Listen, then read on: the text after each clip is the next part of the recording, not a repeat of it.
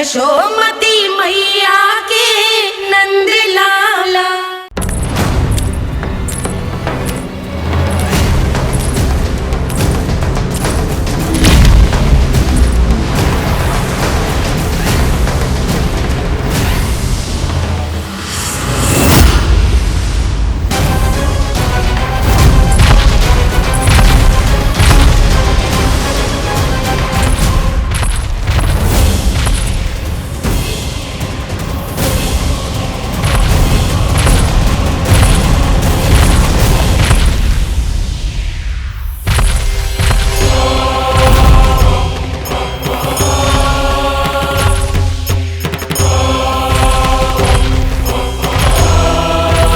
कौन है जो मेरे क्रोध को भड़काने का प्रयास कर रहा है?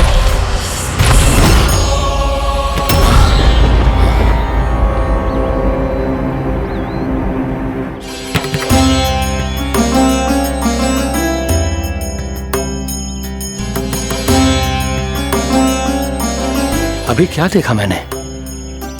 किसके पांव थे वो?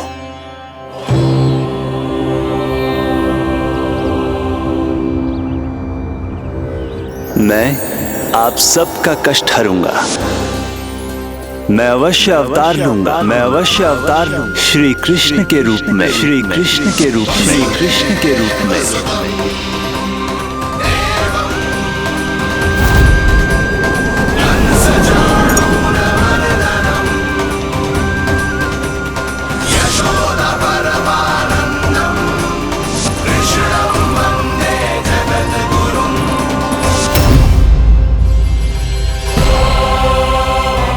नहीं, नारायण चोरी नहीं कर सकते। अवश्य ये कोई पाखंडी है। यदि मेरा आभास सही है तो अब न ये मेरे क्रोध से बच पाएगा और न ही मेरे श्राप से। न ये मेरे क्रोध से बच पाएगा और न ही मेरे श्राप से।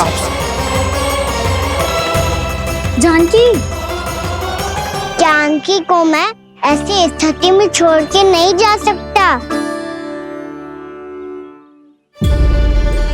क्या हो गो? कछु तो बोल। कछु करना चाहिए मुझे, पर करूं तो क्या? वापिस गया तो जानकी और कस्तूरी पकड़ लेगी और मैया के पास ले जाएगी। समय पे घर पे ना पहुंचा तो पकड़ा जाऊंगा। हे नारायण, अब आप ही कोई सहायता करो जी। क्या हो गया जानकी को?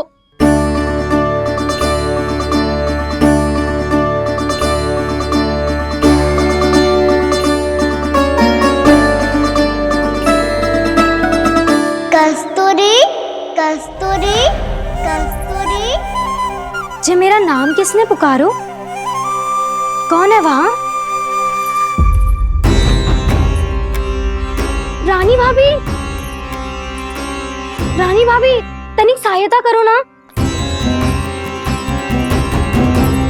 भाभी जी देखो ना जानकी को क्या हो गया है। जानकी, जानकी क्या हो गया है? कस्तूरी तनिक जल लेकर आ। जानकी क्या हुआ? कहीं आप ये तो नहीं सोच रहे प्रभु कि बड़ी माँ थोड़ी देर में मैया को भी यहाँ बुला लेंगी? हाँ, और तब मैं निश्चिंत होकर घर जा पाऊंगा। पर प्रभु, यदि मैया को घर से निकलने से पहले ही पता चल गया कि आप घर पर नहीं हैं, तो क्या होगा? ना, कुछ तो गड़बड़ है। कहीं चोट लगने का तो प्रभाव ना है कि जे इतना सो रहा है। यदि मैया को आपकी अनुपस्थिति का पता चल गया तो क्या करेंगी वो? यशोदा, मुझे लगता है कि तुम्हारा मन आजकल ढूंढने लगो है कि कहीं से तुम्हें चिंता मिल जाए और तुम उसे व्यर्थ में ही ले लो। कहना क्या चाहते हो आप? यही कि तुम्हारा लल्ला कितनी शांति से सो रहा है और तुम यहाँ उसकी चिंता कर रही। अरे सुबह की चोट को तो कब का भूल गए हो। तुम ही बताओ, तनिक भी पीड़ा होती इसे तो इतनी शांति से सो पातो? ना। तो बस, तो फिर चिंता मत ही करो, मैं रहूंगा ना इसी कक्ष में, ध्यान रखूंगा उसका। तो जे बोलो ना, आपको भी कान्हा के जैसे चादर तान के सोनो। अरे ना, भरी दोपहर में कोई सोता है क्या भला? पक्की बात? हाँ पक्की बात। मैं लल्ला को ध्यान रखूंगा, तुम चिंता मत करो। हाँ हाँ हाँ ठीक है। वैसे भी मुझे बहुत कार्य है, इतना सारा माखन इकट्ठा होगा है, पुराना होने से पहले इन सब का घी निकालना है। जानकी कह रही थी आएगी सहायता करने, तो कहीं ना है। और भले ही मैया को पता ना भी चला हो, पर बाबा तो इस समय प्रतिदिन आपके साथ खेलते हैं। यदि उन्हें पता चल गया तो?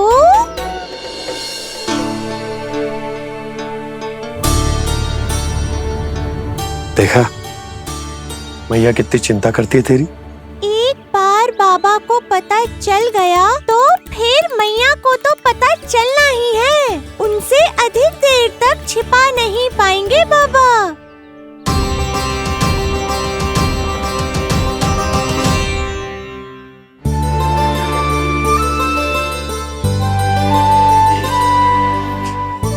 तेरी मैया ने मुझे इतना खिला दियो कि मुझे बड़ी तीव्र नींद आ रही। मैं यहीं तेरे साथ तनिक विश्राम कर लेता हूँ।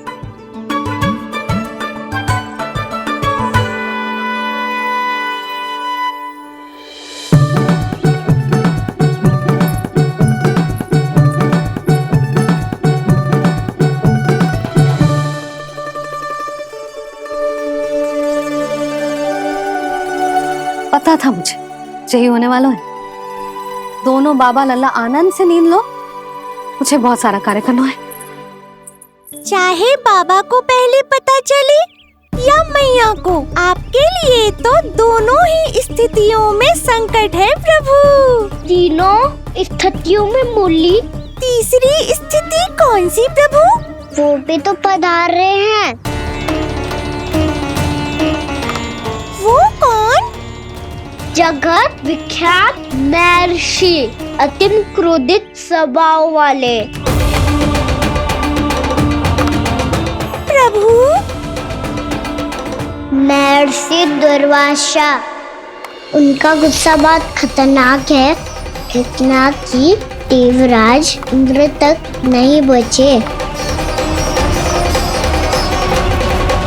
मेरा ऋषि दुर्वासा का घोर अपमान किया है तुमने देवराज इंद्र।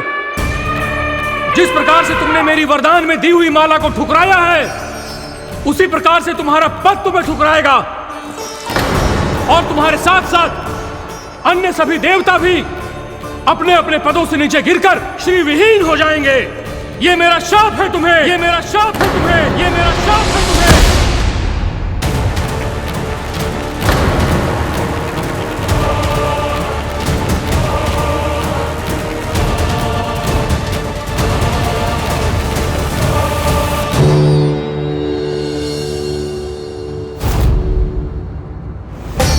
उनकी अर्धांगिनी को भी उनकी क्रोध का सामना करना पड़ा।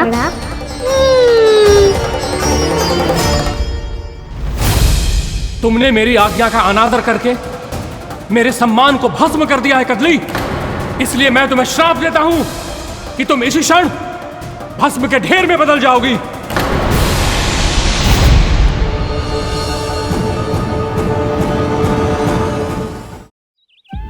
ये क्या किया महर्षि आपने? इंद्र को भी नहीं छोड़ा, देवताओं पे भी दया नहीं की आपने, और अब मेरी पुत्री को अपनी क्रोधाग्नि से भस्म कर दिया। मैं आपकी संवेदनाओं को समझता हूं ऋषिवर, परंतु यदि मैंने देवताओं को श्राप न दिया होता तो समुद्र मंथन भी न होता और उन्हें अमृत भी न मिलता।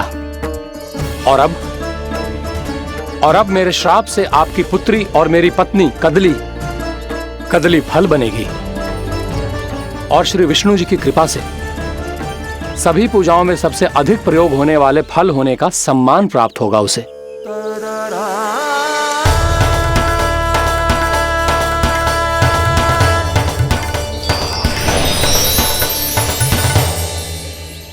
पर इससे आपके क्रोधी प्रवृत्ति को उचित नहीं ठहराया जा सकता।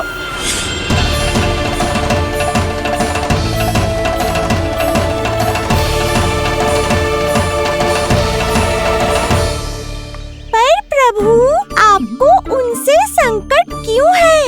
उन्हें थोड़ी ना पता है कि आपने क्या किया है।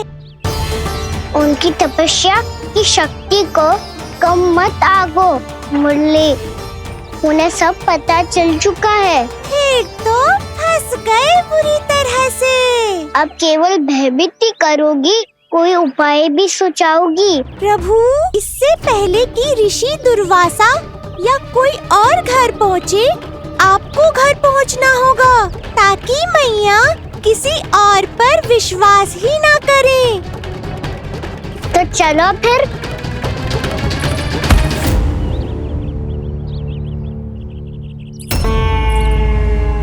कान्हा, लगी तो नहीं तुझे? भाग तो ऐसे रहा था जैसे पीछे कोई चक्रवात आ रहा हो। चक्रवाती आरोह है ताऊ, क्रोध का चक्रवात।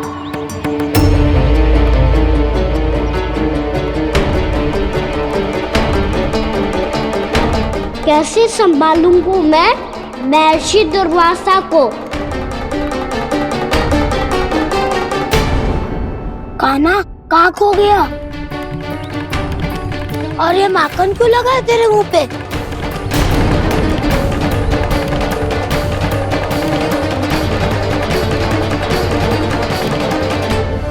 माखन?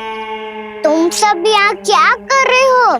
मैंने तुझे चुपचाप घर से निकलते हुए देखा तो मैं इन सब को एकत्र करके तुझे ढूंढने निकल पड़ा। देखो देखो, उसके मुंह के साथ उसके वस्त्र पर भी माखन लगा है। लगता है माखन खा के ना माखन में डुबकी लगा के आए हुए कान्हा। कहाँ से?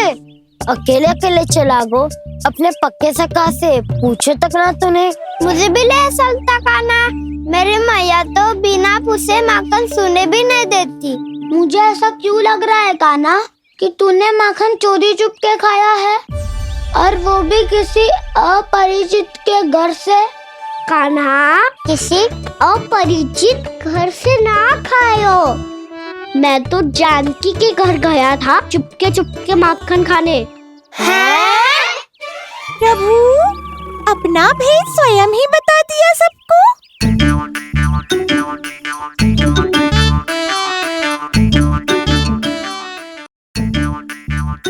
मेरा अर्थ है कि जानकी का घर खुला था तो मैं भीतर चले गयो। ना पूछे, पर वो तो सो रही थी ना, इसके लिए मैंने माखन बिना पूछे ही खा लियो। इसी को तो चोरी करना कहते हैं कान्हा। चोरी? ताई जी को पता चल जाएगा तो क्या होगा तेरा? कौन बताएगा मैया को? हम बताए या ना बताए, तेरे मुंह और वस्त्रों पे लगा माखन स्वयं ही बता देगा।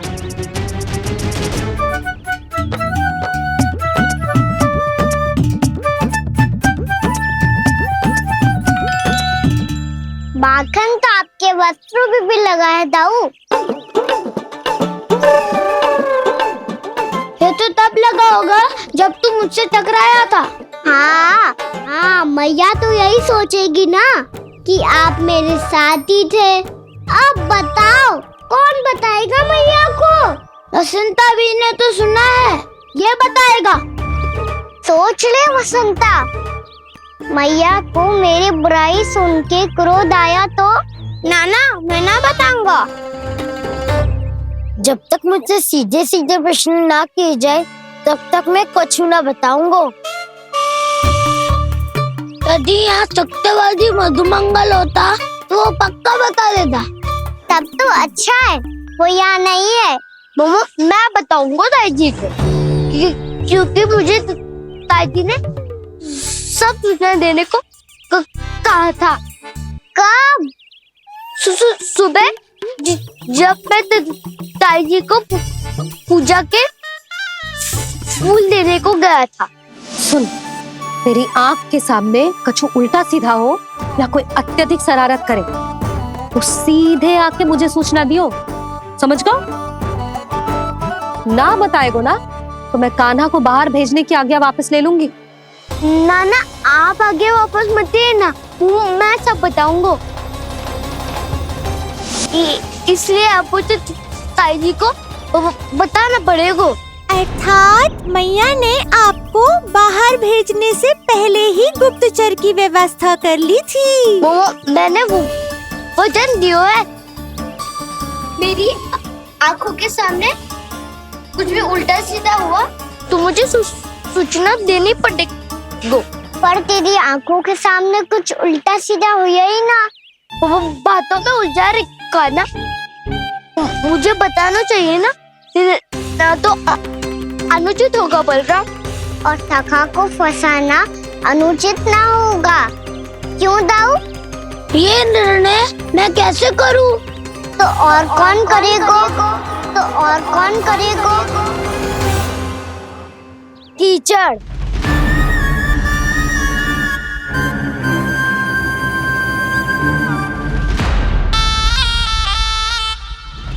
कीचड़ इन्हें कैसे करोगे? कान्हा और सीता माँ के बीच में कीचड़ फेंको प्रतियोगिता करते हैं। जो जीता सब उसी का ही साथ देंगे। बोलो स्वीकार है? स्वीकार है। तो मुझे भी स्वीकार है, पर नियम क्या होंगे? जो पहले थक जाएगा उसको हारा हुआ माना जाएगा, या फिर जो 2 बार अपने विरोधी पर कीचड़ फेंक देगा वो जीत जाएगा।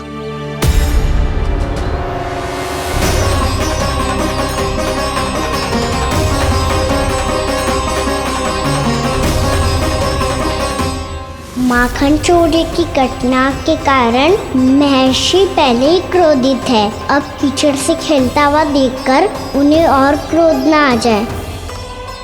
कान्हा तेरा ध्यान कहाँ है? खेल आरंभ होने वाला है। अब चुनौती स्वीकार कर ली है तो खेलना तो पड़ेगा ही। तो फिर चलो।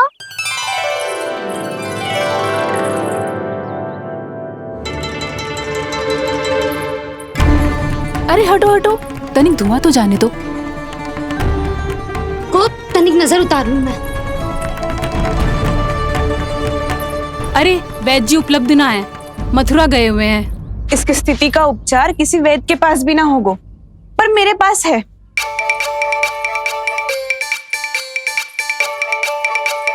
अरे अरे बस करो ये सब। ये अधिकतर समय यशोदा के साथ ही होती है। हो सकता है उसे कुछ पता हो। जाओ, कोई शीघ्र जाकर यशोदा को बुला ला।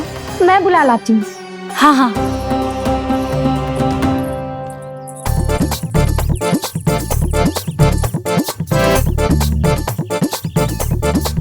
मैं ही बनूंगा निर्णायक। नाना इसे ना बनना चाहिए। ये तो कान्हा के हाँ में हाँ मिलाता है। बलदाव को ही बनना चाहिए निर्णायक। हाँ, बलदाव को ही निर्णायक बनना चाहिए।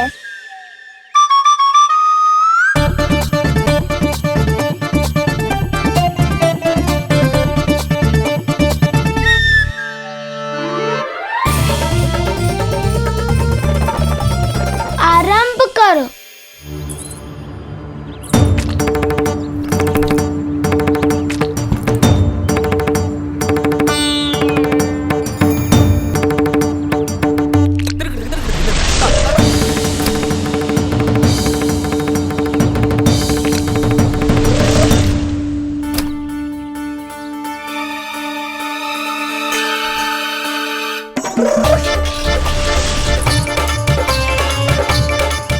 वाह, क्या सटीक लगता भेजा है सीधा माने। एक बार मैंने भी ऐसे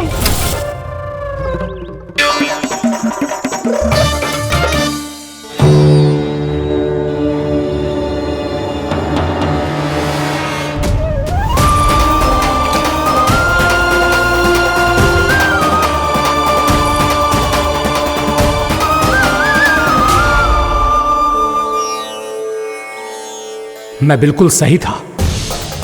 जो बालक सबके घरों से माखन चुराए, जो कीचड़ से खेले, वो नारायण का अवतार कदापि नहीं हो सकता। ये अवश्य कोई छलिया है जो कृष्ण होने का स्वांग कर रहा है।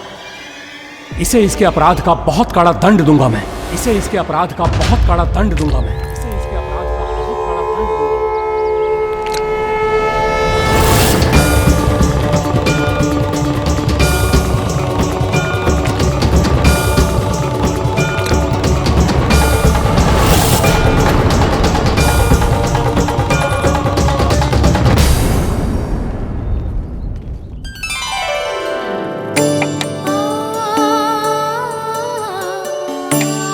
घी बनने की सुगंध से दौड़ा चला तो है, जे सोच के कि मैया कछु विशेष बना रही है। तो चेतु अभी तक सो रहा है। बहुत समय होगा है बिना कछु खाए पिए सो गया है। जाके उठाती हूँ।